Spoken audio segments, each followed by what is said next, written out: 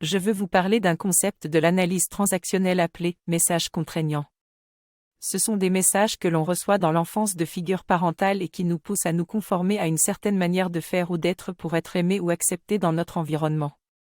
Ces messages sont souvent culturels et peuvent être contraignants et limitants.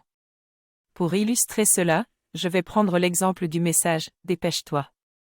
Ce message peut sembler innocent au premier abord, mais il est en réalité stressant et peut nous pousser à agir de manière précipitée même quand ce n'est pas nécessaire. Cela montre comment ces messages peuvent affecter notre comportement et influencer notre manière d'être. Il est important de prendre conscience de ces messages pour pouvoir se libérer de leur emprise et être plus en paix avec nous-mêmes. J'ai appris qu'il était important de sortir de l'éducation automatique que nous avons reçue pour atteindre un véritable équilibre dans notre vie.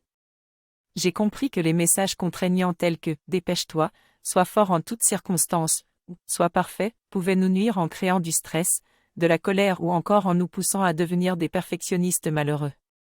Il est important de comprendre que ces messages peuvent avoir une certaine réalité dans certains moments de notre vie, mais qu'ils ne doivent pas devenir notre mode de vie.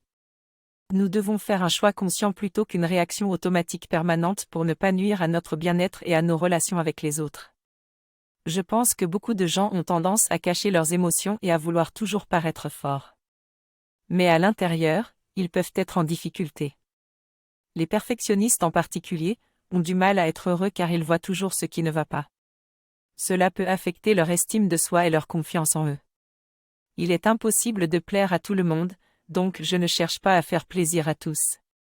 Cela peut conduire à des tensions et à des situations conflictuelles. Au final, il est important de rester fidèle à soi-même plutôt que d'essayer de plaire à tout le monde. Je constate que certaines femmes se perdent et ne se respectent pas en prétendant être heureuses dans une sphère people où elles font plaisir à tous. Mais cela ne leur apporte pas le respect, ni le sentiment d'être respectable.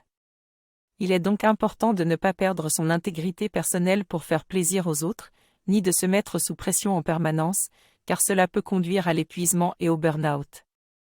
Je demande aux lecteurs de réfléchir aux messages contraignants qu'ils ont reçus dans leur éducation, tels que la hâte, la force, les efforts, la perfection, etc., et de trouver des moyens pour les équilibrer. Par exemple, remplacer « dépêche-toi » par « sois réaliste » et remplacer « sois parfait » par « sois indulgent et idéaliste ». Nous devons travailler sur ces messages pour prendre le contrôle de notre propre emploi du temps et pour être en paix avec nous-mêmes. Je pense qu'il est important de prendre le temps de réfléchir et de se concentrer, car cela peut vraiment changer toute notre vie.